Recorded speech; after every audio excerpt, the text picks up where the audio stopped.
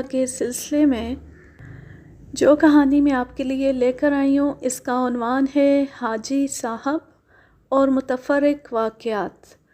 اس کے مصنف ہیں سید قمر الحسن۔ پہلا واقعہ ہے حاجی صاحب۔ میں اور مصور رحمانی ہاسٹل کے جس کمرے میں مقیم تھے اس کی پشت پر لکھنؤ یونیورسٹی کا ایک ہاسٹل ہے۔ درمیان میں ایک دیوار ہے جو حد فاصل کا کام کرتی ہے۔ ہمارے کمرے سے یہ ہاسٹل دکھائی دیتا تھا۔ اس کے ایک جانب یونیورسٹی کے اندر ایک سڑک اور بہت بڑا سا میدان بھی ہے جہاں سے تیز ہوا ہمارے کمرے میں داخل ہوتی تھی۔ چنانچہ ہم لوگ اکثر اپنے کمرے کی دونوں کھڑکیوں کو جو اسی جانب کھلتی تھیں بند رکھتے تھے۔ ایک دن ایسا محسوس ہوا کہ کسی نے کھڑکی پر دستک دی اور پھر فوراً ہی کھڑکی ایک جھٹکے سے کھل گئی۔ ہم لوگوں نے اسے ایک وہم سمجھا اور کوئی توجہ نہ دی، مگر چند روز بعد پھر ایسا ہی محسوس ہوا اور پھر کھٹاک سے بند کھڑکی کھل جاتی۔ ٹھیک سے یاد نہیں، لیکن غالباً جب ہم نے اپنے بعض اساتذہ سے اس کا ذکر کیا تو انہوں نے اول تو اسے وہم قرار دیا، لیکن ہمارے اصرار پر یہ ہدایت کی گئی کہ کھڑکی بند نہ کیا کرو بلکہ تھوڑی سی کھلی رہنے دو۔ کچھ تو تھا جس کی پردہ داری تھی۔ کچھ عرصے بعد یہ سلسلہ بند ہو گیا اور ہم لوگوں نے اطمینان کی سانس لی، لیکن اچانک غالباً 2-2.5 ماہ بعد یہ سلسلہ پھر سے چل پڑا۔ وہی دستک اور ویسے ہی کھڑکیوں کا کھل جانا۔ یہ زمانہ رمضان شریف اور ایام حج کا تھا اور ہم نے یقین کر لیا کہ حضرت اس عرصے میں مکہ معظمہ اور مدینہ منورہ میں قیام پذیر رہے ہوں گے اور یہی سبب یہاں سے ان کی غیر حاضری کا رہا ہوگا۔ چنانچہ ہم لوگوں نے حاجی صاحب کے نام سے مخاطب کرنے لگے۔ جب کبھی بھی کھڑکی پر دستک ہوتی تو ہم کہتے حاجی صاحب تشریف لے آئے۔ ہم لوگ اس کے اتنے عادی ہو گئے تھے کہ دل سے خوف جاتا رہا تھا۔ ہمیں حاجی صاحب کی جانب سے کبھی کسی قسم کی تکلیف یا پریشانی کا سامنا نہیں کرنا پڑا۔ ایک شب جب ہم لوگ اپنے کمرے میں مصروف مطالعہ تھے، اچانک بارش ہو گئی۔ چونکہ مذکورہ کھڑکیوں سے بوچھاڑ اندر آ رہی تھی، لہٰذا انہیں بند کر دیا گیا۔ چند ہی منٹ گزرے تھے کہ ہمارے ہم سبق ابو الکلام مرحوم اور کچھ دیگر ساتھی آ دھمکے کہ بارش اچھی ہو رہی ہے، اولے بھی گر رہے ہیں، چلو سب مل کر لطف لیتے ہیں۔ میں نے کتاب بند کی، کھڑکیوں کی چٹخنی ٹھیک سے لگائی کہ مبادا تیز ہوا کے جھونکے سے کھل جائیں اور بستر خراب ہو جائیں۔ سب ساتھیوں کے ساتھ دارالاقامہ سے نکل کر باہر میدان میں آ گیا۔ کچھ دیر بعد جب میں اپنے کمرے میں واپس پہنچا اور تالا کھول کر اندر داخل ہوا تو ایک آہٹ کا احساس ہوا اور میں چونک پڑا۔ نظر بے ساختہ کھڑکیوں کی جانب اٹھ گئی۔ کیا دیکھتا ہوں کہ وہ چٹخنی جو میں نے خود اپنے ہاتھ سے بند کی تھی خود بخود گھوم کر سیدھی ہوئی، پھر اوپر کی جانب اٹھی اور کھڑکی کے دونوں کواڑ ایک ہلکی سی کھٹاک کی آواز کے ساتھ کھل گئے۔ صاف محسوس ہوا کہ کمرے میں کوئی تھا۔ ہماری آمد پر کھڑکی کے راستے باہر چلا گیا۔ اس نئے واقعے سے ایک ہلکا سا خوف تو دل سے ضرور محسوس ہوا، لیکن چونکہ ذہن میں پہلے ہی یہ بات بیٹھی ہوئی تھی کہ حاجی صاحب شر پسند نہیں ہیں اور خواہ مخواہ تکلیف نہیں پہنچاتے، جلد ہی یہ خوف دور ہو گیا۔ بات آئی گئی ہو گئی۔ ہمارے رفیق کمرہ مصور حسین چند روز کے لیے اپنے وطن گورکھپور گئے ہوئے تھے اور میں ان دنوں اپنے کمرے میں تنہا ہی تھا۔ والد صاحب کی ہدایات اور تربیت کے طفیل سوتے وقت بہت سی دعائیں اور آیات کریمہ پڑھ کر سونے کی عادت تھی۔ چنانچہ ایک مرتبہ رات دیر تک کوئی کتاب پڑھنے کے بعد حسب عادت جب دعاؤں سے فارغ ہونے کے بعد کمرے کی بجلی بند کر کے سو رہا تھا تو اچانک اپنے دائیں پیر کے پنجے پر دباؤ محسوس کر کے آنکھ کھل گئی۔ غالباً کروٹ لینے کے باعث میرا پاؤں بستر سے باہر نکل کر دونوں پلنگوں کے درمیان موجود تنگ سے راستے میں حائل ہو گیا تھا۔ میں نے صاف محسوس کیا کہ میرے پاؤں پر کسی کا ہاتھ ہے جو طاقت سے اسے نیچے کی جانب دبا رہا ہے۔ میں بڑی مشکل سے اپنے پیر کو کھینچ کر واپس اپنے بستر کی حدود میں لا سکا، لیکن اس ایک لمحے کے اندر ہی خوف سے میرا پورا وجود تھرا اٹھا۔ میری جو کیفیت ہوئی اس کا اندازہ صرف مجھے ہے۔ یکا یک پورا جسم پسینے سے شرابور ہو گیا۔ خوف کے باعث جسم میں ہلکا سا ارتعاش اور زبان گنگ۔ چاہا کہ کچھ پڑھوں لیکن زبان بے قابو اور الفاظ غائب۔ بڑی مشکل سے چادر جو پہلے ہی بدن پر موجود تھی کسی طرح کھینچ کر سر بھی اس کے اندر کر لیا اور باقی رات جاگ کر ہی گزری۔ اس کے بعد پھر کبھی ایسا نہ ہوا کہ میں نے اس کمرے میں تنہا رات گزاری ہو۔ غالباً پلنگوں کے درمیان جو تنگ سا راستہ تھا وہ ہمارے حاجی صاحب کے بھی گزرنے کا راستہ رہا ہوگا، اور چونکہ میرا پیر ان کی راہ میں حائل تھا لہٰذا مجھے ان کی ناراضگی یا پھر ایک ہلکی سی تنبیہ کا شکار ہونا پڑا۔ ان واقعات کا تذکرہ کرتے وقت مجھے خیال آ رہا ہے کہ میرے خاندان کے بعض بزرگوں اور خود والد صاحب کے ساتھ بھی عجیب و غریب واقعات پیش آئے ہیں جو ان حضرات نے مختلف اوقات میں بیان فرمائے۔ والد صاحب بسلسلہ تعلیم شاہ آباد صوبہ کرناٹک میں مقیم تھے۔ ایک دن وہ مسجد میں وضو کر رہے تھے تو کسی نے پشت کی جانب سے ان کی کمر میں گدگدی کی۔ والد صاحب چونک کر مڑے لیکن وہاں کوئی نہ تھا۔ انہوں نے خیال کیا کہ کسی دوست کی شرارت ہے جو گدگدا کر چھپ گیا ہے۔ ایک روز پھر ایسا ہی ہوا لیکن کوئی نظر نہ آیا تو والد صاحب جھلا کر بولے، کون ہے بھائی؟ مذاق مت کرو۔ اب والد صاحب کو کسی کے ہنسنے کی آواز آئی۔ ان کی متلاشی نگاہیں ادھر ادھر بھٹکتی رہیں لیکن نہ گدگدانے والا نظر آیا اور نہ ہنسنے والا دکھائی دیا۔ اب یہ دل لگی ایک معمول سی بن گئی۔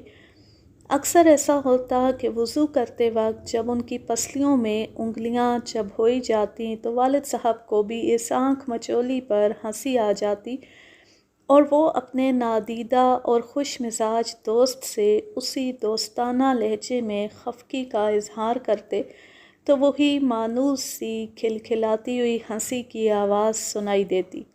اسی مسجد کے ایک کمرے میں جس کا دروازہ مسجد کے صحن میں کھلتا تھا والد صاحب کے استاد مقیم تھے۔ انہوں نے تمام طلباء کو ہدایت کر رکھی تھی کہ ان کے کمرے سے متصل مسجد کا جو در ہے اس میں نماز نہ پڑھا کریں۔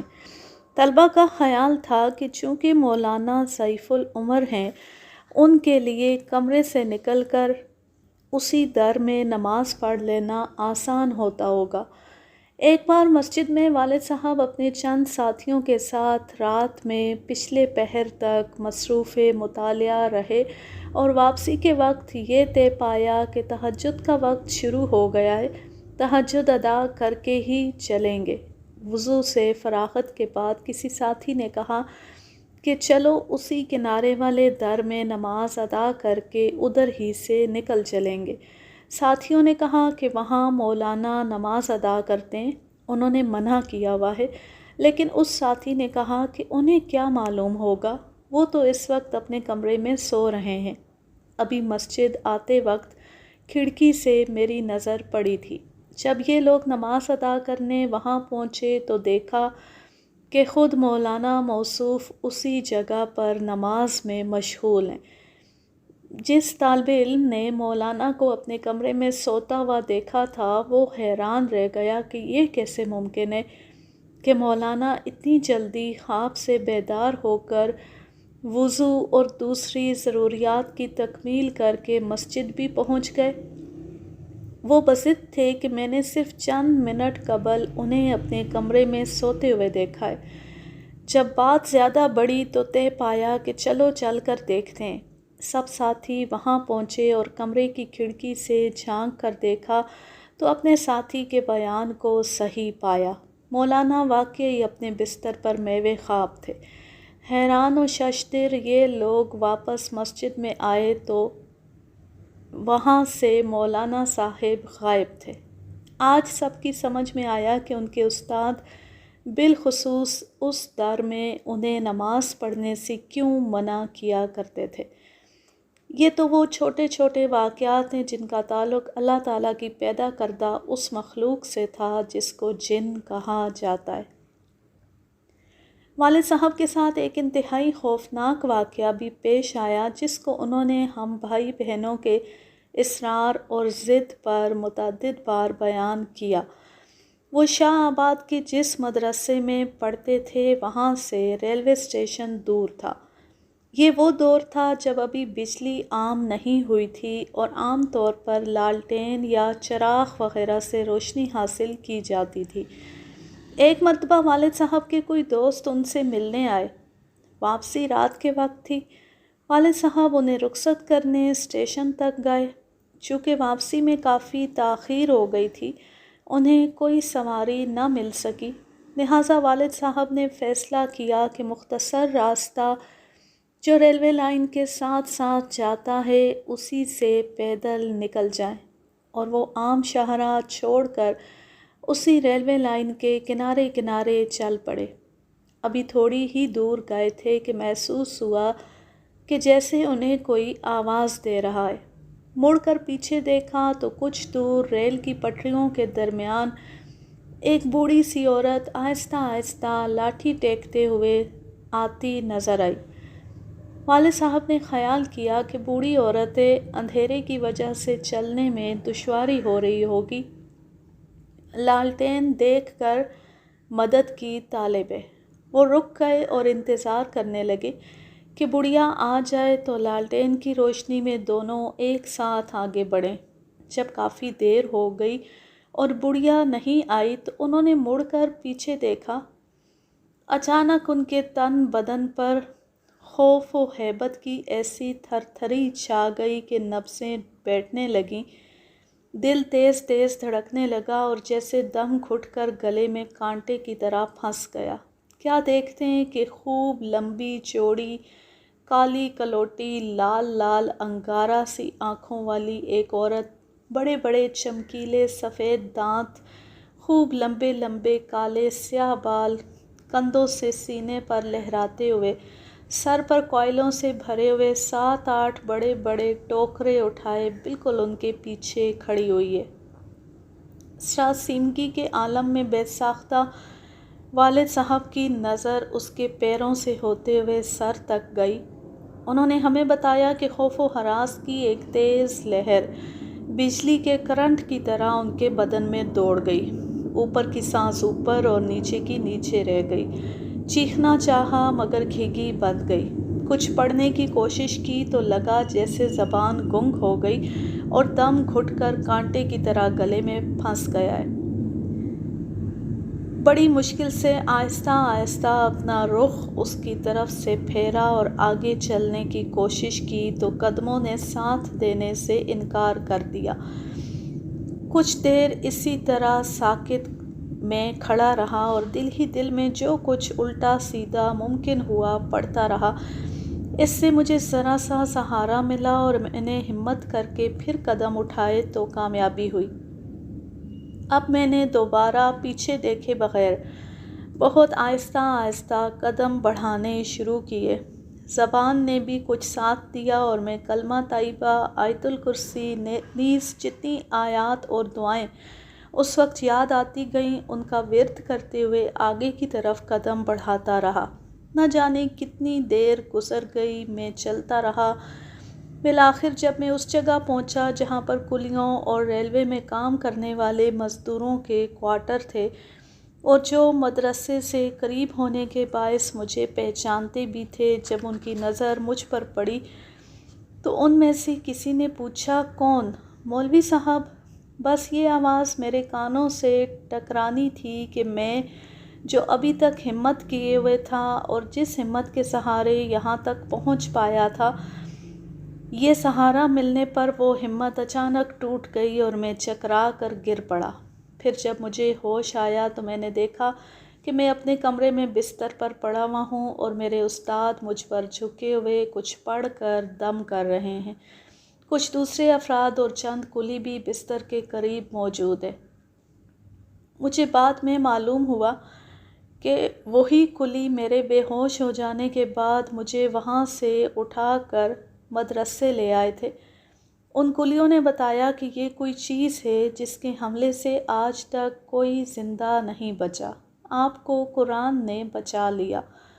برسوں گزر جانے کے بعد بھی والد صاحب کا بیان ہے کہ جب کبھی یہ منظر یاد آ جاتا ہے تو اب بھی خوف سے بدن میں جھرجھری سی آ جاتی ہے۔ ایک اور واقعہ ہے ضلع ورنگل، آندھرا پردیش میں ایک نہایت قدیم اور تاریخی مندر ہزار ستون کے نام سے ہے، جو ایک بہت بڑے رقبے پر مضبوط سنگی فصیل کے اندر واقع ہے۔ 4 بڑے گیٹ ہیں۔ ایک مدت تک یہ مندر ویران پڑا رہا۔ میرے بڑے ابا سید احمد حسن گھر سے کچھ فاصلے پر ظہور منزل نامی ایک مکان میں قرآن مجید پڑھانے جایا کرتے تھے۔ ایک مرتبہ واپسی میں کافی تاخیر ہو گئی اور رات کا اندھیرا چھا گیا۔ مندر ہمارے مکان کے راستے میں پڑتا تھا، جس کی وجہ سے گھر پہنچنے کے لیے ایک طویل چکر لگانا پڑتا تھا۔ لوگ عام طور پر طوالت سے بچنے کے لیے مندر کے اندر داخل ہو کر دوسرے دروازے سے نکل جاتے تھے۔ اس دن بڑے ابا نے بھی مزید تاخیر سے بچنے کے لیے یہی کیا اور مندر میں داخل ہو گئے۔ اندھیرا، سناٹے اور ہر طرف پھیلی ہوئی ویرانی سے مل کر عجیب پراسرار ماحول پیش کر رہا تھا۔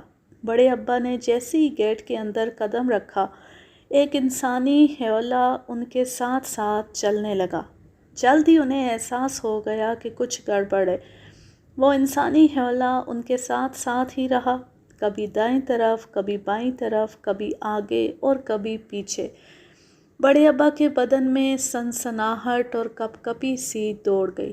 وہ انسانی حیولہ ان سے کچھ کہے بغیر مسلسل ان کے قریب رہا، حتیٰ کہ بڑے ابا مندر کے دوسرے دروازے پر پہنچ گئے اور جیسے ہی انہوں نے پہلا قدم دروازے کے باہر رکھا، وہ سایہ منمناتی ہوئی آواز میں ان سے مخاطب ہوا، احمد میاں، قرآن پڑھا کر آ رہے ہو، اس لیے آج بچ گئے۔ اس درمیان بڑے ابا مندر سے باہر آ چکے تھے۔ یہ جملہ کان میں پڑتے ہی پلٹ کر دیکھے بغیر سر پر پاؤں رکھ کر بھاگے۔ گھر پہنچتے پہنچتے حالت خراب ہو چکی تھی، گرے اور بے ہوش ہو گئے۔ کئی روز بخار میں پڑے رہے اور آہستہ آہستہ روبہ صحت ہوئے۔ انہوں نے رات کے وقت بالخصوص اس مندر میں دوبارہ کبھی قدم نہیں رکھا۔ ان واقعات کا ماخذ ہے جن سے الفت تھی بہت۔ خود نوشت، سید قمر الحسن، دہلی۔ اب میں لیتی ہوں آپ سے اجازت۔ جہاں رہیں خوش رہیں، شاد و آباد رہیں، ہنستے مسکراتے رہیں۔ اللہ حافظ، اللہ نگہبان۔